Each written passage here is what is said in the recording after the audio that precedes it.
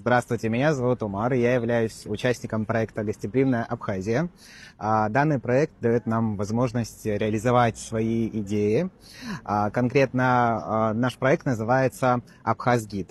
Он родился внутри Республиканской ассоциации гидов, и главная идея была бороться с дезинформацией, связанной с Абхазией, потому что в интернете очень много информации, немного надуманной, преувеличенной, и, как правило, большие охваты и просмотры набирает именно негативная информация, и спекулируя этим, в интернете очень много информационного шума, связанного с Абхазией, именно в негативном ключе.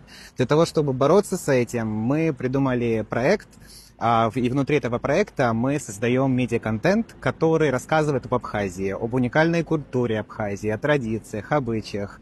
Тем более, что сейчас тренд на традиционные ценности, на обычаи, и мы хотим, конечно же, это использовать для того, чтобы рассказать об Абхазии в верном ключе, объективно, но при этом с красивой картинкой, чтобы все это выглядело максимально грамотно, красиво, и людям хотелось приезжать сюда, чтобы они узнавали о настоящей Абхазии. И надеюсь, что в рамках проекта «Гостеприимная Абхазия» мы сможем реализовать свои идеи.